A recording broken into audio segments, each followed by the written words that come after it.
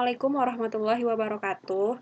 Di video kali ini saya akan melanjutkan video sebelumnya mengenai query MySQL. Di sini saya akan menjelaskan tentang Data Manipulation Language atau DML, di mana DML itu digunakan untuk mengelola record-record yang ada di dalam tabel. Nah, perbedaan DDL dan DML, DDL ini digunakan untuk mengelola objek database, tabel, view, trigger, dan storage procedure. DML digunakan untuk mengelola record atau data pada tabel. Nah, di video kali ini saya akan melakukan percobaan yaitu menambahkan data secara manual menggunakan perintah insert, di mana insert digunakan untuk menyisipkan record ke dalam tabel atau view. Nah, langsung saja kita lakukan percobaannya. Seperti biasa, kita masuk ke CMD, setelah itu kita login sebagai root, terus kita masukkan passwordnya. Setelah itu, kita membuat database yang pernah kita buat pada video sebelumnya, yaitu database April dengan perintah create database April titik koma. Jika berhasil, maka hasilnya query OK. Nah, untuk menggunakan database April ini, kita menggunakan perintah use April titik koma. Jika berhasil, maka hasilnya database change. Nah, untuk melihat apakah database April ini sudah terbuat, maka menggunakan perintah show database titik koma. Nah, jadi database April telah terbuat. Nah, di sini kita akan melakukan percobaan, yaitu kita akan membuat tabel baru. Terlebih dahulu, kita membuat tabel barunya itu dengan perintah create table data pegawai. Setelah itu kita masukkan data-datanya seperti name, nama, alamat, email, nomor telepon. Jika berhasil, maka hasilnya query OK. Nah, untuk melihat apakah tabel data pegawai sudah ada di database April menggunakan perintah show tables titik koma. Terus enter. Nah, jadi data pegawai telah ada di database April. Selanjutnya, untuk melihat struktur dari tabel data pegawai ini, kita menggunakan perintah dash data pegawai titik koma enter. Nah, hasilnya seperti ini.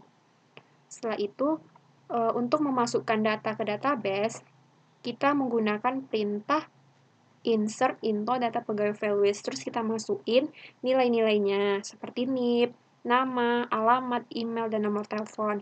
Terus kita enter. Jika berhasil, hasilnya itu query OK. Nah, untuk melihat data yang telah kita masukkan tadi, nilai yang telah kita masukkan tadi ini, kita itu menggunakan perintah select from data pegawai titik koma. Nah, ini hasilnya. Jadi, data pegawai, tabel data pegawai, terus telah terbuat.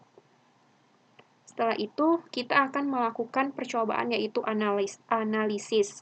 Nah, di sini, lakukan penginputan data yang sama beberapa kali.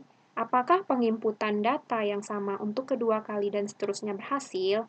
Nah, di sini kita akan memasukkan data ke tabel pegawai, yaitu sama seperti yang di atas tadi, seperti ini.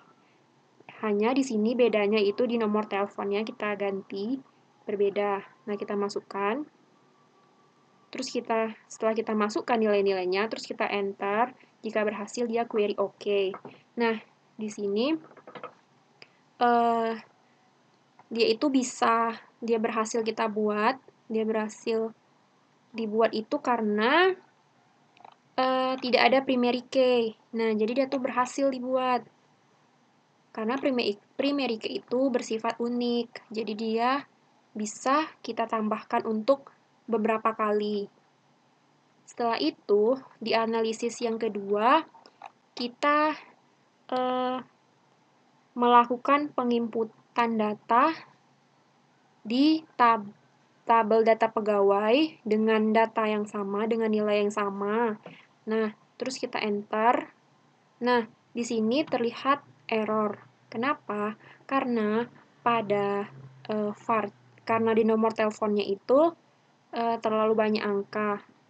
Di atas tadi, di nomor telepon, di tipenya, kita masukkan hanya 15, varchar-nya 15. Sedangkan di sini, kita masukkan itu ada 23. Nah, jadi dia itu error. Setelah itu, kita lakukan analisis ketiga. Analisis ketiga itu sama, kita masukkan nilai-nilainya. Nah, di sini error. Kenapa error? Karena pada sintak di Antonio Syahputra ini, kita itu tidak pakai tanda petik. Makanya dia tuh error. Seharusnya kita tambahin di sini tanda petik, baru dia tidak akan error. Setelah itu, kita lakukan percobaan selanjutnya itu memasukkan 2 baris atau lebih ke database. Nah, di sini kita memasukkan perintahnya itu menggunakan insert into data pegawai values. Terus kita masukkan data-datanya, nilai-nilainya nih, seperti NIP, terus namanya, alamatnya, terus email, terus nomor telepon. Yang kedua, sama kita masukin NIP, alamat, ini nama, alamat, email, terus nomor telepon. Terus kita enter. Jika berhasil, dia query OK. Nah, untuk melihat data telah dimasukkan itu ke tabel data pegawai tadi, kita itu menggunakan perintah select from data pegawai titik koma. Terus kita enter. Nah, jadi data-data yang kita buat tadi, nilai-nilai yang kita buat tadi telah ada di tabel data pegawai. Seperti ini. Setelah itu, kita lakukan percobaan selanjutnya itu memasukkan data ke database. Nah, di sini kita memasukkan datanya itu di kolom emailnya, di kolom emailnya ini kita tidak buat. Nah, di sini kita buktikan apakah dia bisa masuk ke tabel data pegawai. Di sini kita lakukan perintah insert into data pegawai, NIP, nama, alamat, nomor telepon. Di sini kita tidak pakai email, kita mencoba dia akan berhasil masuk ke tabel data pegawai atau tidak. Terus kita masukin nilai-nilainya seperti NIP, nama, alamat, terus nomor telepon, titik koma. Jika berhasil, maka hasilnya query OK. Nah, untuk melihat data yang telah dimasukkan itu, kita menggunakan perintah select from data pegawai titik koma.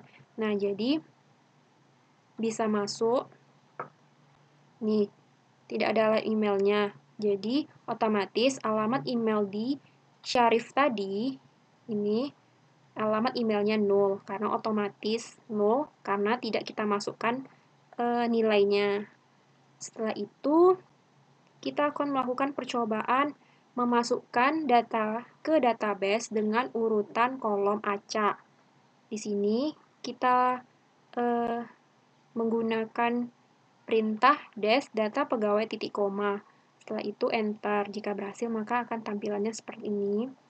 Setelah itu kita masukkan data-datanya itu secara acak. Insert into data pegawai, nama, alamat, NIP, nomor telepon, dan email.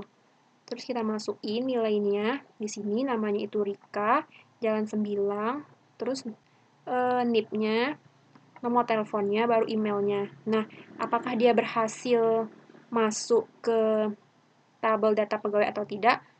Kita buktikan itu dengan perintah select from data pegawai titik koma. Nah, jadi dia tetap masuk ke tabel data pegawai. Nih, seperti ini. Mungkin sekian video dari saya. Assalamualaikum warahmatullahi wabarakatuh.